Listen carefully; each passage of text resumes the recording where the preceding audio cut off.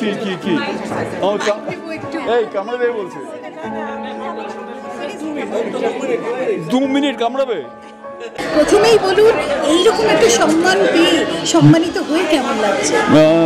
বউ থাকলে বর থাকে, আর আমার পুরুষত্ব প্রমাণ করতে আমার সন্তান আছে, সুতরাং আমার উপস্থিতি আমার জবাব। এটা শুনে প্রথমবার যখন শুনলেন যে আপনি সম্মানিত হচ্ছেন কিরকম লেগেছিল, সেই অনুভূতিটা কিরকম ছিল?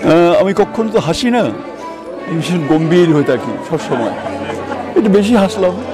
বউকে বললাম, জানো তুমি তো বলো আমি পুরুষ না, কিন্তু আমি কিন্তু পুরুষের পুরস্কারটা পাচ্ছি। কিন্তু অদ্ভুত ব্যাপারে আজকে যে পুরস্কারটা পাবে মানে সেটা নারীরাই দেবে, এটা কি জানা ছিল? নারীদের হাত দিয়েই কিন্তু এই পুরস্কারটা আসবে।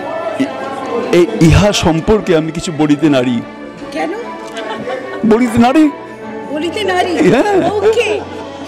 এক্ষেত্রে আপনার এই যে আজকে সম্মান বা এই সফলতা, তার পেছনে কোন কোন নারীর অবদান অনস্বীকার্য?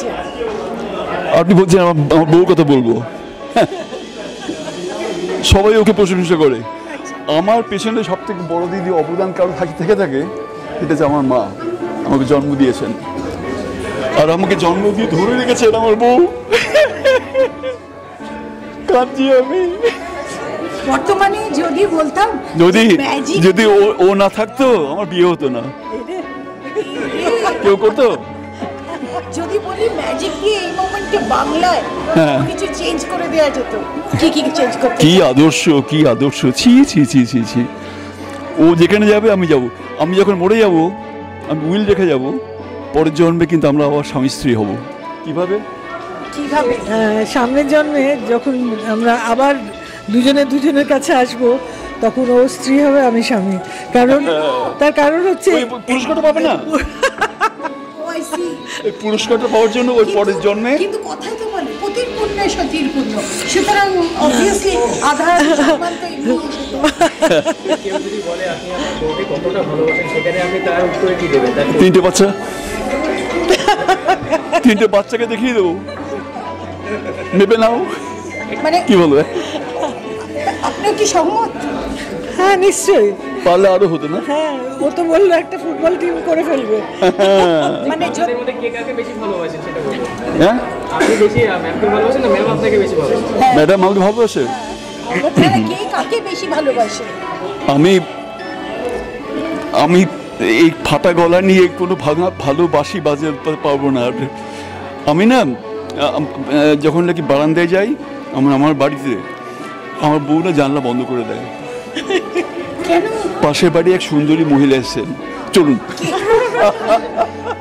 নমস্কার। আমরা বংশ পরম্পরে ম্যাজিক করছি, বংশ পরম্পরে পাগড়ি পরে আছি।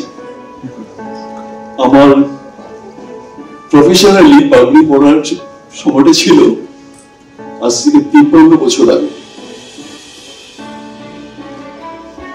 আমি 53 বছর ধরে ম্যাজিক করছি,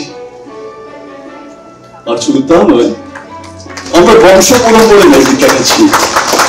আমাদের এই জাদু পরিবারের মধ্যে বাবা ছিলেন 7ম পুরুষ, আমি 8ম, আমার মেয়ে মানেকা ও হচ্ছে 9ম প্রজন্ম। আমি এখানে আসবার আগে আমার অভিভাবিকা, আমার স্ত্রী, তিনি বলেছিলেন বঙ্গভূমিতে পুরুষ কম পড়িয়াছে, বেটা ছেলে কম পড়েছে নাকি।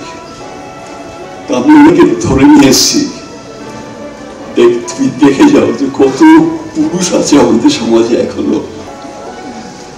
আমি ধন্যবাদ জানাচ্ছি যে আমাকে ওই আমার স্ত্রীর সামনে পুরুষ বলে স্বীকৃতি দিলেন।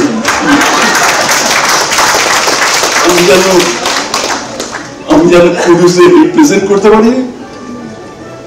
নারীরা যারা নাকি পেয়েছিলেন তারা তো সফলভাবে করেছেন, আমি পুরুষ হিসেবে যেন পুরুষদের মুখ রাখতে পারি। আমি এখানে কথা বলতে আসিনি, পুরস্কারটা নিতে এসেছি, আর পাবলিকের ভাও পেলাম না। আমি আমার মাথা একটু মোটা, সেই জন্য ফিট করলো না। নমস্কার। না না আপনার টুপি আপনার আমার বউকে বলো। ঠিক আছে কই এতদিন আমি ওয়েট করেছি। এই যে বউ, আমার বউকে দেখুন তো। ছেলেদের আমার বউকে নিয়ে অন্য লোকের সাথে আলাপ করেছে না।